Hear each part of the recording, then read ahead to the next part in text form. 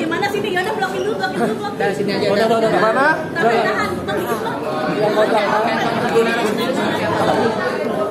Sebenarnya ini singkat banget ya, nggak ada yang khusus ya. Jadi intinya tuh Ustadz Dery hubungin saya pertama kali, seperti kata-kata saya tadi ya. Ada kegundahan dari seorang ibu yang takut tidak bisa, kan selama ini kan beliau tidak bekerja dan bergantung kepada suami. Dan ketika suaminya tidak bisa memberikan sesuatu, ada ketakutan tidak bisa menafkahi anak dengan baik. Makanya beliau ingin mulai beraktivitas. Ustadz Dery waktu itu telepon saya, bisa nggak tolong dibantu? Saya bilang saya siap bantu. Ya, sebenarnya bukan saya ngomong karena dia artis atau apa. Beliau kan adalah ibu rumah tangga sebelumnya ya. Tapi saya menganggap ini kan beliau bisa jadi sosok ya. Karena memang banyak banget wanita di luar sana. Banyak banget wanita di luar sana itu jadi lemah karena kayak gini nih. Tergantung banget dengan laki-laki dan akhirnya balik lagi untuk diselingkuhin lagi, untuk ditinggal lagi, untuk disakitin lagi, untuk dipukulin lagi. Dan saya pengen ini menjadi simbol supaya wanita-wanita di luar sana itu berjuang benar-benar untuk hak mereka, hak hukum mereka.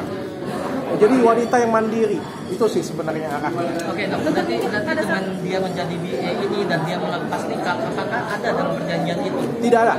Kalau dalam kontrak tidak ada saya mewajibkan untuk membuka cadar, tidak ada sama sekali. Sama sekali bisa. Tidak ada. Berarti tidak ini ada. memang dari keputusan Inara sendiri. Sebelum beliau datang dengan saya, keputusan itu sudah ada. Berarti dia sempat berbicara sama dokter bahwa dia ingin melepas nikah gitu. Saya tidak mendengar dari Inara, saya mendengar dari Dery.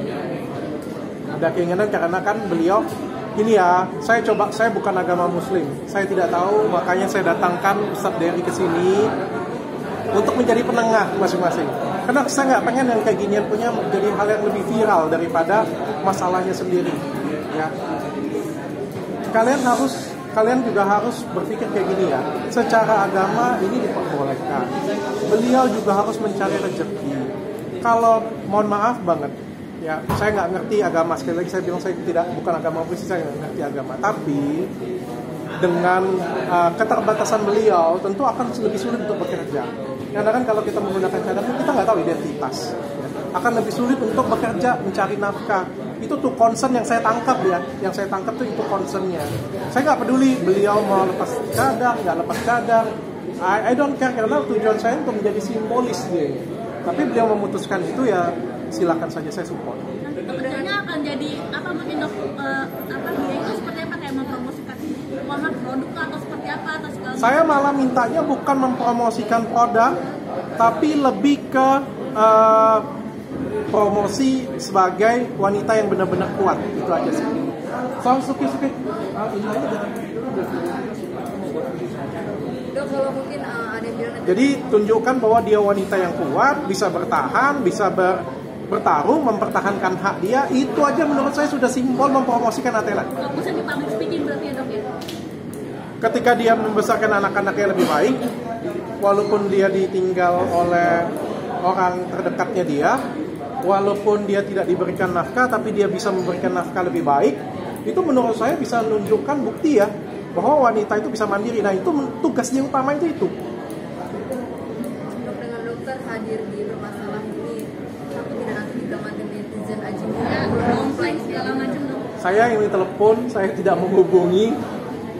Saya ditelepon, saya dimintain tolong, saya yang dapat berkat untuk bisa memberikan pahala, dan saya pikir ini juga bisa menginspirasi orang lain ya.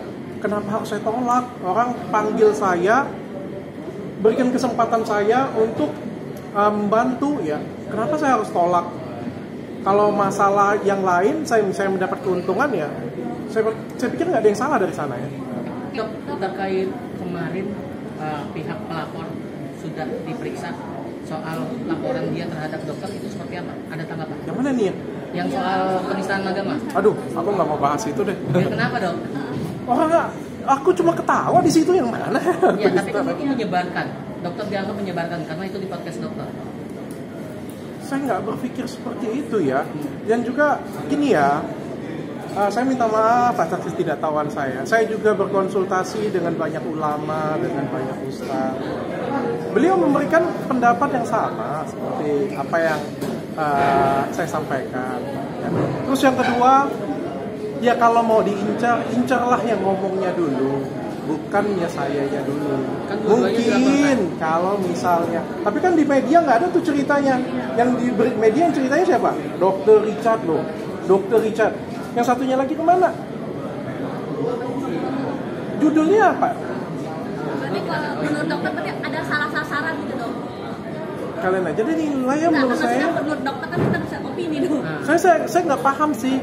Kalau menurut saya, kalau saya ya melihat, kalau saya kesal dengan orang itu melakukan kesalahan kepada saya. Yang saya sasar adalah yang melakukan kesalahan dulu.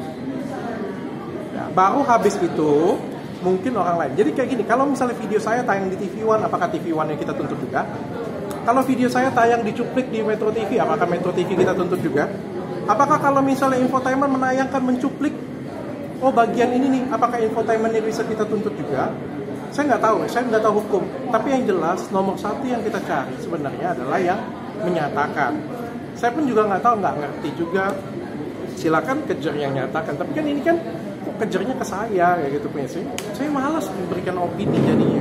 Tapi dokter sendiri ada men-take down video itu atau cut omongan yang di Social Provider Enggak, sendiri? saya nggak take down, nggak. Berarti tidak ada masuk proses editing ya? Saya ada proses, saya kan ada editor ya, tapi saya nggak tahu bagian itu ada diedit atau apa. Tapi yang jelas kita ada editor. Saya sih sebagai host menjalankan kewajiban saya saja bertanya sesuai dengan ini ya. Narasumber menjawab apa kan itu kan nggak bisa kita cegah ya. Dan saya juga kebetulan benar saya nggak tahu artinya apapun itu. Saya sampai ditelepon Pak Ustadz Dery, nyatakan saya apa sih artinya Pak Ustadz? Aku nggak tahu. Oh itu, ya aku nggak tahu. Iya, karena kan pihak pelapor beranggapan bahwa upaya Cukup ya? Apalagi mungkin ini fokusnya Ina aja ya. Tapi Tanggapan dari kita aja terkait dengan Hermanto yang akan hadir sebagai saksi. Aku nggak kenal siapa dia. Dokter belum tahu soal itu. Aku nggak kenal siapa dia. Soal itu. Nggak tahu. Sebagai saksi nanti. Nggak tahu. Ya kan proses hukum berjalan saja, saya hormati. Apapun itu saya hormati. itu kalau dipanggil dokter akan datang menteri sebagai kooperatif. Oh, kalau diundang pasti datang. Sejauh ini udah ada surat undangan dong? Nggak ada. Nggak ada ya? Tapi saya aneh juga sih, cuma ketawa doang. Saya narasi saya puter-puter kan video saya kan. Saya juga bingung sih letak kesalahan saya di mana.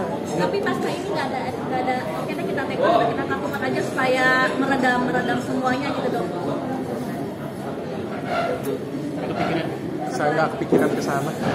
Oke. Terakhir dok, tapi dok ada benar minta maaf ke yang dilakukan untuk dilakukan minta maaf ke Pak Hermanto. Anda kepengen biar masalah ini nggak terlalu besar. Gimana kan biar? Sekali lagi jawaban saya sama seperti konferensi kemarin-kemarin. Pelajaran saya dari kasus Kartika Putri adalah ketika saya merasa apa yang saya lakukan tidak salah, saya tidak perlu meminta maaf. Ya. Saya nggak tahu apa ya kurang atau apa, saya nggak tahu. Tapi yang jelas sampai detik ini saya ngerasa ya saya nggak melakukan itu aja sih. Ya, saya juga nggak tahu apa-apa. Saya juga itu ya silakan aja sih sesuai hukum aja. Kita foto boleh? Boleh.